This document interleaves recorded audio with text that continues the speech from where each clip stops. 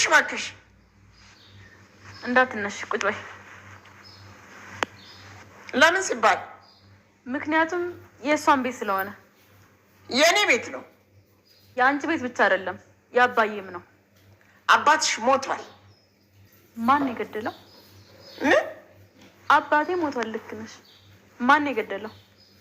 ምንድን ነው የምታወሪው? አባዬን ማን የገደለው? ምን አውቃለሁ እኔ። እኔ ግን አውቃለሁ።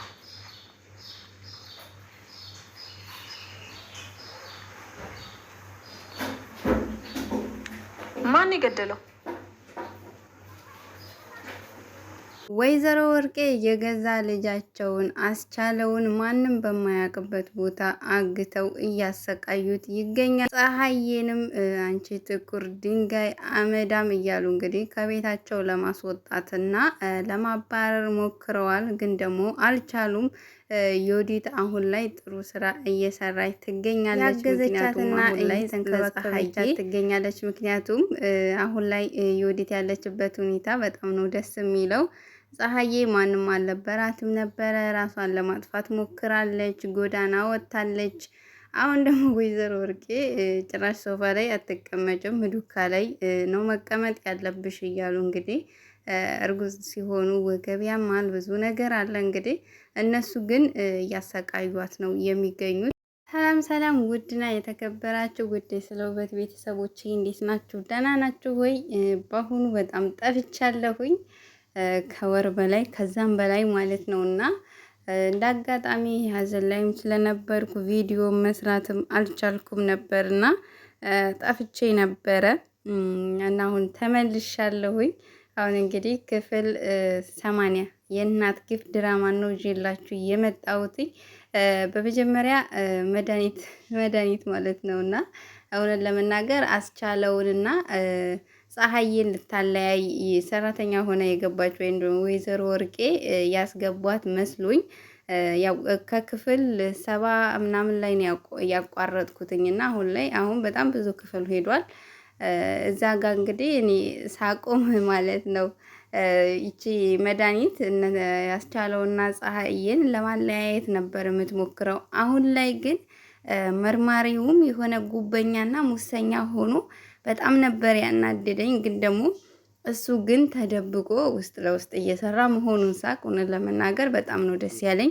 የወይዘሮ ወርቄ መጨረሻም እየደረሰ ነው።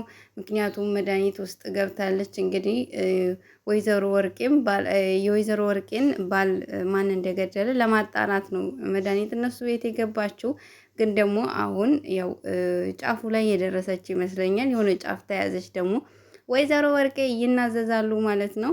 ወደ አስቻለው ስንሄድ እንግዲህ አስቻለው ልጄ ናፍቆኛል፣ እባክህ ከኔ ምንድን ነው የምትፈልገው? ልቀቀኝ፣ ልጄና እኮ ሚስቴ ቤት ነው የሚጠብቁኝ፣ እባክህ ልቀቀኝ እያለ እንግዲህ አጋቹን እየተማጸነው እየለመነው ይገኛል። አጋቹም እንግዲህ ያለምንም ርህራሄ እየደበደበውና እያሰቃየው ነው።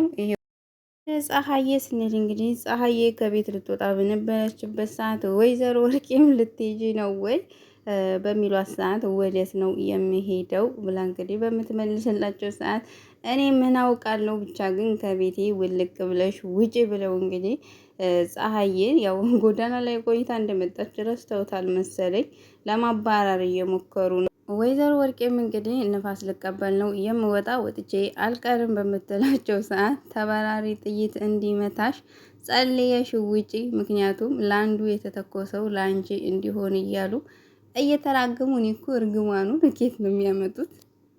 ፀሐዬም እንግዲህ እንዲሞትላችሁ ነው ወይ የምትፈልጉት? ይሄን ያህል ግን ምን አደረጊያችሁ ነው ብላ በምትጠይቃቸው ሰዓት ዘሬም በክለሻል።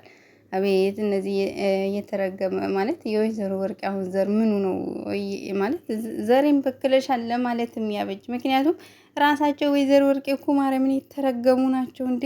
ይሄን ያህል ግፍ በቃ እነሱ ማለት ወይዘሮ ወርቄ እንዴት ምን አይነት አስተዳደግ ቢያድጉ ነው ልጃቸውን እንዲህ የሚያሰቃዩ? የልጃቸውን ሚስት ሰውን ሁሉ የሰውን ሀብት ለመውሰድ ሰውን ለመግደል ምንም ርህራሄ ያልፈጠረባቸው ሴትዮ ራሳቸው ሆነው ሳሉ ግን ዛሬም በክለሻል ብለው እንግዲህ ፀሐዬ እንዴት ሞት ተፋራሪ ጥይት እንዲመታሽ ጸልየሽ ውጪ እያሉ እንግዲህ ፀሐዬን እያሰቃዩት ይገኛሉ።